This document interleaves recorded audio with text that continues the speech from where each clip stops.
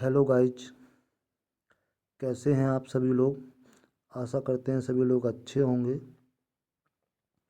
फिर मैं एक बार उपस्थित हूँ आप लोगों के सामने ईबीएस पर्यावरण एनवायरनमेंट की सीरीज नंबर 5 लेकर, जो कि आपके जीके जीएस के एसटी से व टेट सीटेट सुपर टेट के लिए बड़ी ही महत्वपूर्ण सीरीज साबित होगी। Welcome to my channel academic heights with HP sir channel पर आप सभी का स्वागत है। जो लोग मित्र बंधु सखा संबंधी भाई बहन चैनल पर पहली बार विजिट किए हैं, प्लीज़ चैनल को सब्सक्राइब कर लें, बेल आइकन को प्रेस कर लें ताकि आपको समय पर नोटिफिकेशन मिलता रहे। बाकी सभी लोग सेशन को लाइक करेंगे, शेयर करेंगे, कमेंट करेंगे। मात्र 30 मिनट आप लोगों के सपने साकार करने के लिए हम वचनबद्ध हैं और चलते हैं क्वेश्चन नंबर पहले की ओर। और सेशन का क्वेश्चन नंबर फर्स्ट ये रहा आप लोगों के सामने। क्वेश्चन को रीड करेंगे और आंसर करेंगे सभी बच्चे। विभिन्न जीवों के अंतर संबंधों तथा उनके भौतिक पर्यावरण से अंतर संबंध के अध्ययन को निम्न में से कौन सा नाम दिया जाता है।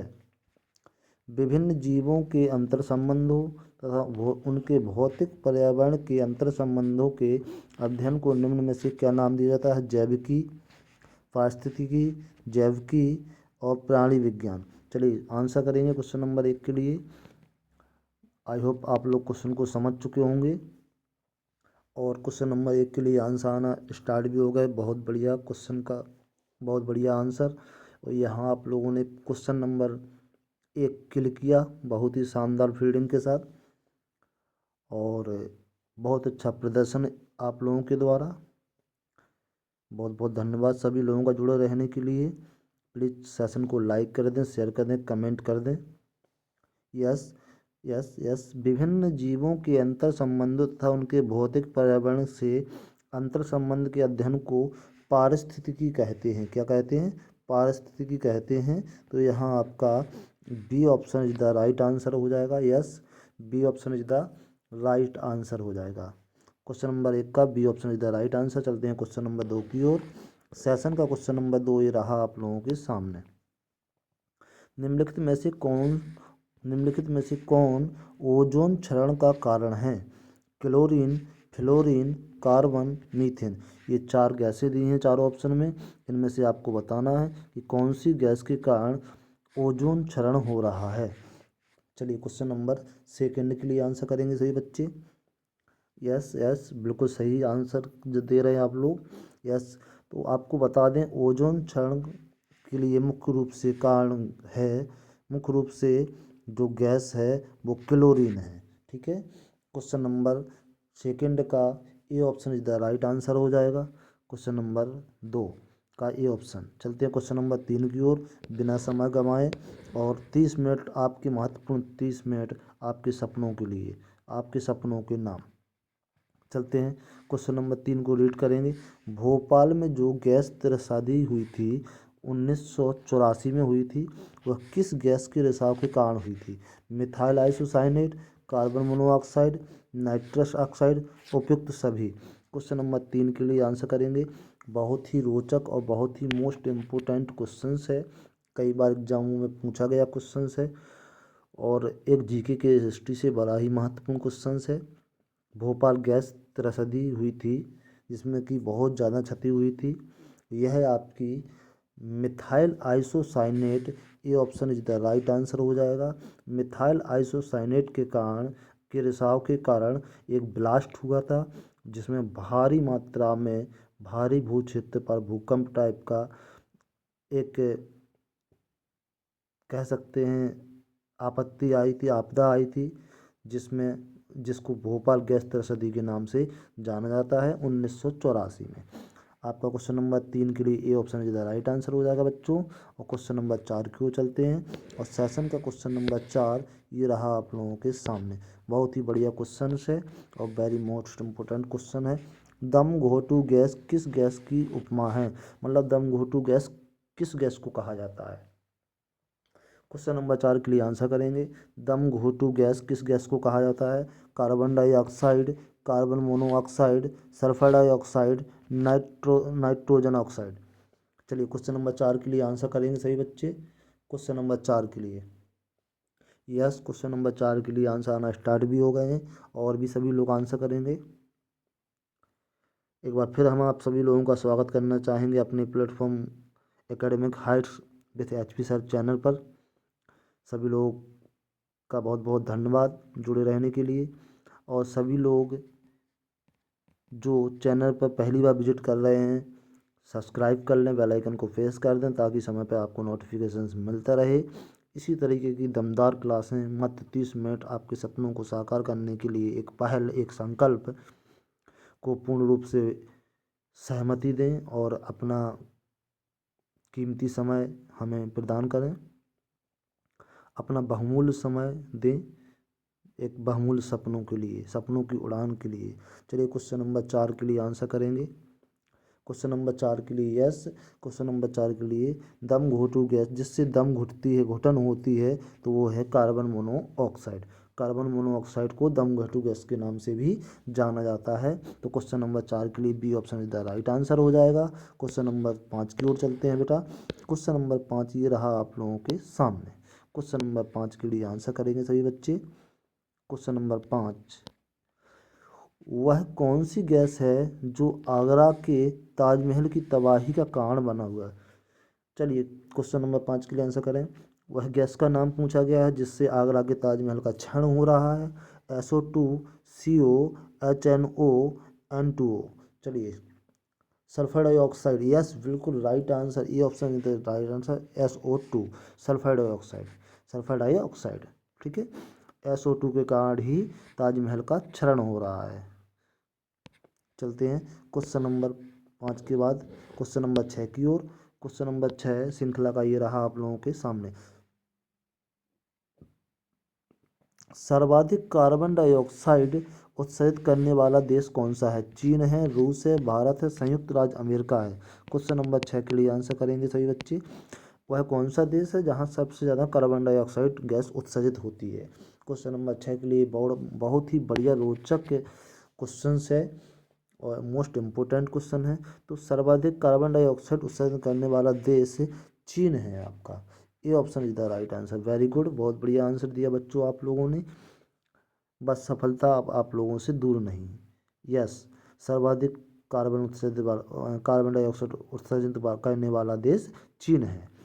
चलिए क्वेश्चन नंबर 7 की ओर चलते हैं। क्वेश्चन नंबर श्रृंखला का ये रहा आप लोगों के सामने। क्वेश्चन नंबर 7 के लिए आंसर करेंगे सही बच्चे। वह कौन सा शहर है जिसे स्मोक सिटी ऑफ इंडिया के नाम से जाना जाता है। स्मोक सिटी ऑफ इंडिया के नाम से जाना वाला शहर कौन सा है। कानपुर, मुंबई, कोलकाता, दिल्ली। क्वेश्चन नंबर 7 के लिए आंसर करेंगे। यस, क्वेश्चन नंबर 7 के लिए आंसर करें। कौन सा शहर जिसे स्मोक सिटी के ऑफ इंडिया के नाम से जाना जाता है, तो आप लोग आंसर करेंगे। यस, बिल्कुल सही आंसर आप लोगों का आ रहा है। यस, प्लीज़ चैनल को सब्सक्राइब कर दें, बेल आइकन को प्रेस कर दें ताकि आपको समय पर नोटिफिकेशंस मिलते रहें। और बाकी सभी लोग चैनल को सेशन को शेयर करें और लाइक करें। भाई कर भला सो हो भला, आप लोगों ने सुना भी होगा, है ना। तो दूसरों का भला आप सोचेंगे तो आपका भला होना निश्चित है। आप सफलता आप लोगों से दूर नहीं। मात्र 30 मिनट आपकी सपनों की उड़ान के लिए। और यहाँ पे क्वेश्चन नंबर 7 के लिए C option is the right answer हो जाएगा। कोलकाता को स्मोक सिटी ऑफ इंडिया के नाम से जाना जाता है। ठीक है, क्वेश्चन नंबर 7 के लिए C option is the right answer हो जाएगा। चलते हैं क्वेश्चन नंबर 8 की ओर। क्वेश्चन नंबर 8 ये रहा आप लोगों के सामने स्क्रीन पर। कोयला जलाने पर निम्न में से कौन सी गैस उत्पन्न होती है। ऑक्सीजन और नाइट्रोजन, नाइट्रोजन कार्बन डाइऑक्साइड और ऑक्सीजन, इनमें से कोई नहीं। चलिए क्वेश्चन नंबर 8 के लिए आंसर करेंगे। क्वेश्चन नंबर 8 के लिए, यस, क्वेश्चन नंबर 8 के लिए आंसर करेंगे। बहुत ही बढ़िया शानदार आंसर का जवाब दिया आप लोगों ने। एक क्वेश्चन को फिर दोबारा से अच्छे से फील्ड किया, अच्छे से किल किया इस वाले क्वेश्चन को। कोयला जलाने पर आपकी कौन सी गैस उत्पन्न होती है। नाइट्रोजन और carbon dioxide. B option is the right answer हो जाएगा। ठीक है, B option is the right answer हो जाएगा आपका। नाइट्रोजन और कार्बन डाइऑक्साइड कोयला जलाने पर उत्पन्न होती है। क्वेश्चन नंबर 8 के लिए B option is the right answer. आज के सेशन का क्वेश्चन नंबर 9 ये रहा आप लोगों के सामने। क्वेश्चन को अच्छे से रीड करेंगे, आंसर करेंगे। क्वेश्चन नंबर 9, पानी और सौर ऊर्जा के अतिरिक्त हरी वनस्पति को प्रकाश संश्लेषण के लिए कौन सी चीज की आवश्यकता होती है? हाइड्रोजन की, ऑक्सीजन की, नाइट्रोजन की, कार्बन डाइऑक्साइड की। पेड़ पौधों को प्रकाश के जरिए पानी की आवश्यकता होती है, यस होती है, H2O की आवश्यकता होती है। इसके बाद सौर ऊर्जा की भी आवश्यकता होती है। दो चीज़ें ये हो गई। इसके अलावा तीसरी चीज़ की और भी आवश्यकता होती है, वह कौन सी चीज़ है ये आपसे पूछा है। तो हाइड्रोजन जैसे गैस बताइए, hydrogen gas, oxygen gas, nitrogen gas, carbon dioxide gas. तो आप लोगों को पता है कि प्रकाश संश्लेषण क्रिया के लिए पानी, ऊर्जा और कार्बन डाइऑक्साइड की गैस की आवश्यकता होती है। कार्बन डाइऑक्साइड को अवशोषित करके हरे पौधे प्रकाश संश्लेषण की क्रिया को पूर्ण करते हैं और ऑक्सीजन को छोड़ते हैं। ठीक है, तो क्वेश्चन नंबर 9 के लिए D option is the right answer हो जाएगा बच्चों, क्वेश्चन नंबर 9 के लिए। चलते हैं क्वेश्चन नंबर 10 की ओर। सेशन का क्वेश्चन नंबर 10 ये रहा आप लोगों के सामने। कमेंट करके बताएं बच्चों कैसा लगा आज का सेशन। बड़े ही मज़ेदार शानदार क्वेश्चंस आप लोगों के सामने। इनमें कौन सा युग्म गलत है? कौन सा युग्म गलत है? विश्व ओजोन दिवस कब मनाया जाता है? 10 दिसंबर को। विश्व विज्ञान दिवस 10 नवंबर को। विश्व पर्यावरण दिवस 5 जून को। विश्व वानिकी दिवस 21 मार्च को। क्वेश्चन नंबर 10 के लिए आंसर करेंगे बच्चों। क्वेश्चन नंबर 10 के लिए कौन सा युग्म गलत है? क्वेश्चन नंबर 10 के लिए आंसर करें बच्चों। यस, आंसर आना स्टार्ट भी हो गए आप लोगों के, और यहाँ पे आंसर आना स्टार्ट भी हो गए। तो आप लोगों को यहाँ क्वेश्चन अच्छे से रीड करना है। क्वेश्चन में क्या पूछा है? गलत है। तो आपको देखो, विश्व ओजोन दिवस 16 दिसंबर ये नहीं है। विश्व विज्ञान दिवस 10 अक्टूबर, हाँ वो 10 नवंबर, यस मनाया जाता है 10 नवंबर को। विश्व पर्यावरण दिवस 5 जून को, यस मनाया जाता है। विश्व वानिकी दिवस 21 मार्च को, हाँ मनाया जाता है। नहीं मनाया जाता तो विश्व ओजोन दिवस 10 दिसंबर को नहीं मनाया जाता है। ठीक है, तो 10 दिसंबर को ओजोन दिवस नहीं मनाया जाता है। ओजोन दिवस कब मनाया जाता है आपका? 16 सितंबर, 16 सितंबर, 16 सितंबर को आपका ओजोन दिवस मनाया जाता है। तो ये आपका गलत हो जाएगा, यहाँ गलत पूछा है तो आपका A option is the right answer हो जाएगा। ठीक है, A option is the right answer हो जाएगा। इसमें से कौन सा एक गलत है? आपका ए ऑप्शन गलत है। चलते हैं क्वेश्चन नंबर 11 की ओर, और सेशन का क्वेश्चन नंबर 11 ये रहा आप लोगों के सामने। भारत, क्या पूछा गया है? भारत के एनिमल वेलफेयर बोर्ड का मुख्यालय कहाँ पर है? भारत के एनिमल जानवरों का जो वेलफेयर बोर्ड है उसका मुख्यालय कहाँ पे है? दिल्ली में है, मद्रास में है, केरस में है, बल्लभगढ़ में है। चलिए क्वेश्चन नंबर 11 के लिए आंसर करेंगे सभी बच्चे। यस, क्वेश्चन नंबर 11 के लिए आंसर आना स्टार्ट भी हो गए। भारत का एनिमल वेलफेयर बोर्ड का मुख्यालय बल्लभगढ़ में स्थित है। यस, वेरी गुड, बहुत बहुत बढ़िया बच्चा, अच्छी फील्डिंग आप लोगों के द्वारा क्वेश्चन के लिए, और सफल रहे आप, और निश्चित तौर पे आप सफलता आप लोगों से दूर नहीं। आई होप आप लोग समझ रहे होंगे क्वेश्चंस को। भारत में एनिमल वेलफेयर बोर्ड का मुख्यालय कहाँ पर है? बल्लभगढ़ में है। क्वेश्चन नंबर 11 के लिए D option is the right answer हो जाएगा। चलते हैं क्वेश्चन नंबर 12 की ओर, और क्वेश्चन नंबर 12 ये रहा आप लोगों के सामने। इनमें से किसका जोड़ा गलत है? यहाँ पर आपको जोड़ा गलत जोड़ा बताना है। अंशी राष्ट्रीय उद्यान कर्नाटक, काजीरंगा राष्ट्रीय उद्यान असम, इंदिरा गांधी राष्ट्रीय उद्यान तमिलनाडु, महात्मा गांधी मैरिज राष्ट्रीय उद्यान मध्य प्रदेश। क्वेश्चन नंबर 12 के लिए आंसर करना है बेटा। क्वेश्चन नंबर 12 के लिए, यस क्वेश्चन नंबर 12 के लिए आंसर आना स्टार्ट भी हो गए हैं, आपको बता दें। यस, क्वेश्चन नंबर 12 क्वेश्चन, तो अंशी राष्ट्रीय उद्यान कर्नाटक में यहाँ है, काजीरंगा राष्ट्रीय उद्यान असम में यहाँ है, इंदिरा गांधी राष्ट्रीय उद्यान तमिलनाडु है, महात्मा गांधी मैरिज राष्ट्रीय उद्यान मध्य प्रदेश नहीं, गुजरात है, ये मध्य प्रदेश में नहीं है। तो आपका D option is the right answer हो जाएगा। ठीक है, किसका जोड़ा गलत है? डी ऑप्शन का। क्वेश्चन नंबर 12 के लिए D option is the right answer हो जाएगा। गलत पूछा हुआ है आपसे, ठीक है, तो यह गलत है। क्वेश्चन नंबर 13 की ओर चलते हैं बेटा। क्वेश्चन नंबर 13 ये रहा आज का सेशन का क्वेश्चन नंबर 13 आप लोगों के सामने। कौन सा जानवर भारत में प्रचुर मात्रा में मिलता है परंतु अब विलुप्त की कगार पर है? देखिए कौन सा जानवर है जो भारत में बहुत अधिक मात्रा में, प्रचुर मतलब बहुत अधिक मात्रा में मिलता था परंतु अब विलुप्त की कगार पर है? एशियाई चीता, हिमालयी गाय, गिब्बर और गैंडा। क्या? गैंडा। चलिए क्वेश्चन नंबर इसको थोड़ा सा छोटा कर लेते हैं। क्वेश्चन नंबर 13 के लिए आंसर करेंगे बच्चों। तो आप लोग को जैसा कि मालूम है कि अनेक प्रकार से इस चीज़ के रोकने के लिए सरकार कार्य कर रही है, जो कि अधिक मात्रा में था, अब विलुप्त की कगार पे है। एशियाई चीता, एशियाई चीता, एशियाई चीता है ना। ये option is the right answer हो जाएगा क्वेश्चन नंबर 13 के लिए। क्वेश्चन नंबर 13 के लिए ये option is the right answer हो जाएगा बच्चों। ठीक है, आई होप आप लोग समझ चुके होंगे। ठीक है, बहुत बहुत धन्यवाद सभी लोगों का जुड़े रहने के लिए। अब सफलता आप लोगों से दूर नहीं, मात्र 30 मिनट आपकी सफलता की उड़ान के लिए हम वचनबद्ध हैं। देश में वन्य जीव संरक्षण अधिनियम कब लागू हुआ था? क्वेश्चन नंबर 14 में पूछा गया है, देश में वन्य जीव अधिनियम कब लागू हुआ था? सन 1961 में, सन 1980 में, सन 1972 में, सन 1970 में। क्वेश्चन नंबर 14 के लिए आंसर करेंगे।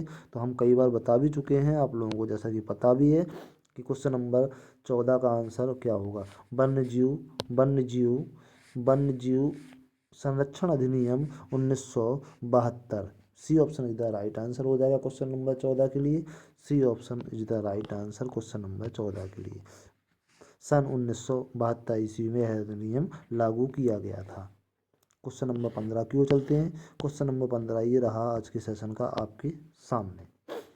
समुद्र की गहराई मापने, सिग्नल देने एवं छिपी हुई वस्तुओं का पता लगाने में किस ध्वनि तरंग का प्रयोग किया जाता है? पराश्रम पराश्रव्य ध्वनि तरंग, अश्रव्य ध्वनि तरंग, श्रव्य ध्वनि तरंग, इनमें से कोई नहीं। क्वेश्चन नंबर 15 के लिए आंसर करेंगे बच्चों। प्यारे बच्चों, सेशन को लाइक कर दें, शेयर कर दें, कमेंट कर दें, यही आपकी गुरु दक्षिणा होगी। और जो लोग सेशन पे पहली बार आए हैं चैनल पर, प्लीज़ चैनल को सब्सक्राइब कर लें, बेल आइकन को प्रेस कर दें, ताकि आपको समय पर नोटिफिकेशन मिलता रहे। मेरे प्यारे बच्चों, सफलता अब आपसे दूर नहीं, मात्र 30 मिनट आपकी सफलता के लिए हम वचनबद्ध हैं। क्वेश्चन नंबर 15 के लिए आंसर करें। समुद्र की गहराई मापने, सिग्नल देने एवं छिपी हुई वस्तुओं का पता लगाने के लिए पराश्रव्य ध्वनि का प्रयोग किया जाता है। किसका? पराश्रव्य ध्वनि का। पराश्रव्य, ये option is the right answer. ठीक है, क्वेश्चन नंबर 15 के लिए ये option is the right answer हो जाएगा बेटा। क्वेश्चन नंबर 16 की ओर चलते हैं। यस, क्वेश्चन नंबर 16 ये रहा आप लोगों के सामने। पिगोवियन कर लगाया जाता है। पिगोवियन एक कर होता है जो किस लिए लगाया जाता है? प्रदूषण फैलाए जाने के कारण, वायु प्रदूषण फैलाए जाने के कारण, ध्वनि प्रदूषण फैलाए जाने के कारण, मृदा प्रदूषण फैलाए जाने के कारण पिगोवियन पिगोवियन कर लगाया जाता है। किसके ऊपर लगाया जाता है? क्वेश्चन नंबर 16 के लिए आंसर करें बच्चों। और क्वेश्चन नंबर 16 के लिए आंसर आना स्टार्ट भी हो गए। बहुत ही शानदार आंसर, आप लोगों का दिल खुश कर दिया, वाह। ये option is the right answer. प्रदूषण फैलाए जाने के कारण, चाहे वो किसी भी प्रकार का प्रदूषण हो, बस प्रदूषण फैलना चाहिए, चाहे ध्वनि प्रदूषण हो, वायु प्रदूषण, मृदा प्रदूषण, किसी भी प्रकार का प्रदूषण हो, प्रदूषण फैलाए जाने के कारण पिगोवियन कर लगाया जाता है। क्वेश्चन नंबर 16 के लिए A option is the right answer हो जाएगा। क्वेश्चन नंबर 17 की ओर चलते हैं बच्चों। क्वेश्चन नंबर 17 ये रहा आप लोगों के सामने। भारत के प्रत्येक नागरिक को का कर्तव्य होगा प्रकृति पर्यावरण का संरक्षण एवं सुधार। यह कथन भारतीय संविधान के किस अनुच्छेद में संदर्भित है? यह किस अनुच्छेद में लिखा गया, कहा गया है कि भारत के प्रत्येक नागरिक का यह कर्तव्य है कि वह प्रकृति और पर्यावरण संरक्षण एवं सुधार के लिए तत्पर रहें? अनुच्छेद 56, अनुच्छेद 57, अनुच्छेद 51A, अनुच्छेद 48। क्वेश्चन नंबर 17 के लिए आंसर करेंगे बच्चों। क्वेश्चन नंबर 17, यस यस, बिल्कुल जाना पहचाना अनुच्छेद लग रहा है। संविधान की क्लासेज में आपने अनुच्छेद पढ़े होंगे। यस, पिछली क्लास में आप भी देख सकते हैं, अनुच्छेद में पढ़ाऊंगा तो उसमें आपको सारी चीज़ें मिल जाएंगी। C option is the right answer हो जाएगा। अनुच्छेद 51A में इसका उल्लेख देखने को मिलता है। ठीक है, क्वेश्चन नंबर 17 के लिए C option is the right answer हो जाएगा, अनुच्छेद 51A, या कह सकते हैं 51 का। चलते हैं क्वेश्चन नंबर 18 की ओर बेटा। क्वेश्चन नंबर 18 ये रहा आपके सामने। बायोडायवर्सिटी इन इंडिया के लेखक हैं। बायोडायवर्सिटी एक पुस्तक है। बायोडायवर्सिटी इन इंडिया एक पुस्तक है। उसके लेखक कौन है? Doctor Vandana Sharma, doctor Sunita Narain, Mike Pandey, T Pulaiah. चलिए क्वेश्चन नंबर 18 के लिए आंसर करेंगे। यस, बायोडायवर्सिटी इन इंडिया के लेखक टी पुलैया जी हैं। टी प्लाइयाँ जी हैं। कौन है? टी प्लाइयाँ जी। वेरी गुड, बहुत बढ़िया आंसर आप लोगों के द्वारा। क्वेश्चन नंबर 18 का D option is the right answer हो जाएगा। क्वेश्चन नंबर 19 क्यों चलते हैं बेटा। क्वेश्चन नंबर 19 ये रहा आप लोगों के सामने। वर्तमान में उत्तर प्रदेश में कुल वनावरण एवं वृक्षावरण का प्रतिशत है मात्र 2.56%, 4.46, 9.50, 9.18। कितना प्रतिशत है मात्र बताएं। वर्तमान में उत्तर प्रदेश में कुल वनावरण एवं वृक्षावरण का प्रतिशत है, कितना प्रतिशत है? यस, बिल्कुल आंसर आप लोग देने लगे हैं। कमेंट करके बताएं आज का सेशन कैसा लगा आप लोगों को, है ना बच्चों। चलिए, बहुत बढ़िया। ईवीएस पर्यावरण के महत्वपूर्ण क्वेश्चन। यस, यहाँ पर आपका D option is the right answer हो जाएगा। 9.18, 9.18, 9.18 है ना, वृक्षावरण एवं वनावरण का कुल उत्तर प्रदेश का क्षेत्र वर्तमान में है। चलिए, क्वेश्चन नंबर 19 के लिए D option is the right answer हो जाएगा। क्वेश्चन नंबर 20 की ओर चलते हैं। क्वेश्चन नंबर 20 ये रहा आप लोगों के सामने श्रृंखला का। देश का पहला बायोडीजल संयंत्र लगाया गया था, कहाँ पे लगाया गया था? आंध्र प्रदेश में, मध्य प्रदेश में, महाराष्ट्र में, तमिलनाडु में। क्वेश्चन नंबर 20 के लिए आंसर करेंगे। देश का पहला बायोडीजल संयंत्र कहाँ लगाया गया था? क्वेश्चन नंबर 20 के लिए यस, बिल्कुल सही। देश का पहला बायोडीजल संयंत्र जो लगाया गया था वो आपके तमिलनाडु में लगाया गया था, इसलिए यहाँ पे क्वेश्चन नंबर 20 के लिए D option is the right answer हो जाएगा बच्चों, है ना। क्वेश्चन नंबर 20 के लिए डी ऑप्शन। चलते हैं क्वेश्चन नंबर 21 की ओर। और क्वेश्चन नंबर 21 ये रहा आप लोगों के सामने सेशन का। क्वेश्चन नंबर 21, किसी प्रजाति को विलुप्त माना जा सकता है जब वह अपने प्राकृतिक आवास में नहीं देखी गई है। कितने वर्ष? 35 वर्ष, 20 वर्ष, 10 वर्ष, 50 वर्ष। क्वेश्चन नंबर 21 के लिए आंसर करेंगे। किसी प्रजाति को विलुप्त माना जाता है कि वह विलुप्त हो चुकी है, कब माना जाता है? जब वह अपने प्राकृतिक आवास में नहीं देखी गई है। कितनी? 50 वर्ष। D option is the right answer. 50 वर्ष तक नहीं देखी गई है तो उसको क्या माना जाता है कि यह पूर्णतः विलुप्त हो गई है। ठीक है, क्वेश्चन नंबर 21 के लिए D option is the right answer हो जाएगा। क्वेश्चन नंबर 22 क्यों चला बच्चों। और क्वेश्चन नंबर 22 ये रहा आप लोगों के सामने। एक बार फिर हम आप सभी लोगों का अपने platform, YouTube platform academic heights with HP sir channel पर बहुत बहुत स्वागत करना चाहते हैं और सभी लोगों का बहुत बहुत धन्यवाद करते हैं जुड़े रहने के लिए। प्लीज़ चैनल पर जो लोग पहली बार विजिट कर रहे हैं, चैनल को सब्सक्राइब कर लें, बेल आइकन को प्रेस कर लें ताकि आपको समय पर नोटिफिकेशन मिलता रहे। बाकी सभी लोग सेशन को लाइक करें, शेयर करें, कमेंट करें। कर भला सो हो भला, भाई सबको शेयर करो, मित्र बंधु सखा संबंधी नाते रिश्तेदार, है ना बेटा। चलिए, क्वेश्चन नंबर 22 को रीड करें। भारत में सबसे पहला ज्योमंडलीय आरक्षित क्षेत्र कहाँ स्थापित हुआ? ग्रेट निकोबार, नीलगिरी, मन्नार की खाड़ी, नंदा देवी। चलिए, क्वेश्चन नंबर 22 के लिए आंसर करेंगे बेटा। क्वेश्चन नंबर 22 के लिए मेरे शाबाश शेरों, वाह शेर शेरनियों, आज तो आप लोगों ने मज़ा बांध दिया, बढ़िया क्वेश्चनों के आंसर किए। यस, बहुत बहुत बढ़िया, मुझे गर्व है आप लोगों पर। क्वेश्चन नंबर 22 के लिए B option is the right answer हो जाएगा। B, yes, Nilgiri. नीलगिरी, नीलगिरी भारत में सबसे पहला ज्योमंडलीय आरक्षित क्षेत्र कहाँ स्थापित किया गया? नीलगिरी। ठीक है, क्वेश्चन नंबर 22 का B option is the right answer हो जाएगा। क्वेश्चन नंबर 23 की ओर चलते हैं और क्वेश्चन नंबर 23 श्रृंखला का ये रहा आप लोगों के सामने। विश्व के किस बायोम को प्रमुख अन्न भंडार तथा दुग्ध व्यवसाय के क्रोड स्थल की उपमा प्राप्त है? ठीक है, क्वेश्चन आप लोगों ने रीड कर लिया। विश्व के किस बायोम को प्रमुख अन्न भंडार तथा दुग्ध व्यवसाय के क्रोड स्थल की उपमा प्राप्त है? रोम सागरीय घास बायोम, शीतोष्ण घास बायोम, टैगा प्रदेश, उष्णकटिबंधीय घास बायोम। क्वेश्चन नंबर 23 के लिए आंसर करेंगे। यस, क्वेश्चन नंबर 23 के लिए आंसर आना स्टार्ट भी कर दिया आप लोगों ने और बहुत अच्छी फील्डिंग है क्वेश्चंस के लिए। और बी ऑप्शन इधर राइट आंसर हो जाएगा क्वेश्चन नंबर 23 के लिए।